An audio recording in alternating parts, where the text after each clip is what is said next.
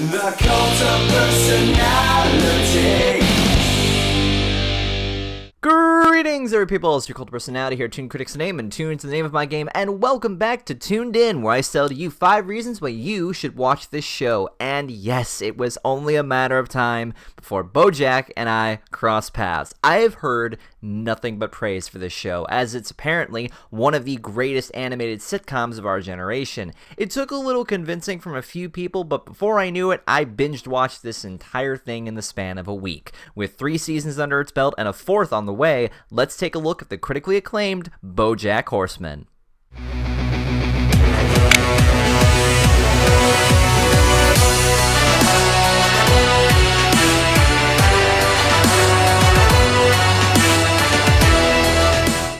So why should you watch Bojack Horseman? Well, for starters, it's on Netflix. I shouldn't have to tell you the reasons here because you can probably binge watch this within a few days, or a few hours if you're feeling adventurous. Secondly, the animation style. It's unique, it gives the show its own identity. You can see this right in the intro too, which is a brilliant mix of 2D and 3D, which is what you can expect from this show. You'll notice that there are a lot of anthropomorphic, thanks Utopia, animals interacting with the human cast, and it seems so chill. No one seems to notice that they're talking to a moose, or no one seems to care they're talking to an elephant, or you don't care that your coworker is like a pigeon, or whatever. It's natural, and I kind of like that. So just think, this is probably what it'll be like when furries are just naturally accepted into society. Third, the cast of characters. While I say they are diverse, they actually bring a bit of realism to them. You have Princess Carolyn, who is Bojack's ex and also Asian, which creates a lot of very interesting tension between them. You have Diane, who is Bojack's ghostwriter, who Bojack starts developing feelings for, and that's not exactly going to work out between them. You have Todd, who is, well, I don't know how to say this other way, but he's Todd. And Bojack's rival, Mr. Peanut Butter, who I swear is the most optimistic, uppity, always happy person. You know, you can look at Mr. Peanut Butter and you know there's someone like that in your life who is always happy no matter what.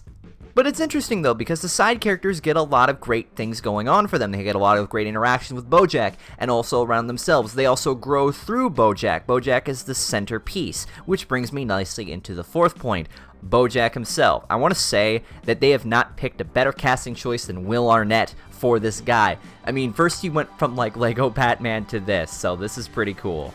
This guy has been through so much that I can't even talk about here. There's this aura about him and you feel so sympathetic to him. You want to see this guy succeed. It's why you come back for more episode after episode. Probably one of the best things about Bojack is that they've made him relatable in this case. I've talked to a lot of friends who, when they talk about the show, they look at Bojack and say, yeah, this guy's relatable. I feel what this guy's going through. And that's a great thing, which ties into the last point. It's the atmosphere that this series presents. It's depressing, so you might want to have a few happy puppy videos and happy cat videos on standby. It's interesting because from what I've seen of this first season, and this actually kind of ties into seasons 2 and 3, it's a very interesting parody on what fame is like when you're a star that's all washed up now.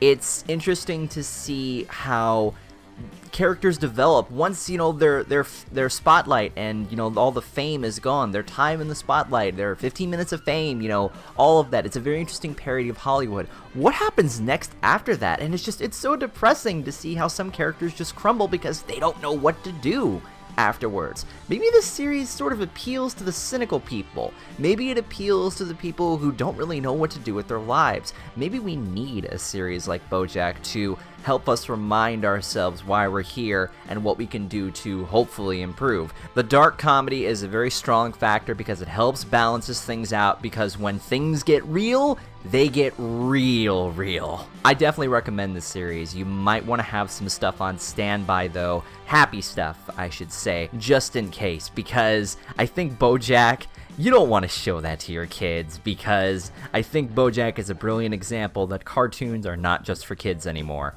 So if you have seen Bojack Horseman, go ahead and put down in the comments what your thoughts are on the series. Favorite character, favorite episode. It's really hard for me to choose because I've gone all the way to the end and I cannot wait for season 4. And in a strange way, this series kind of helped uplift me from some of my depression too. I can't exactly explain why, but I think when you get to some episodes, you'll probably understand why.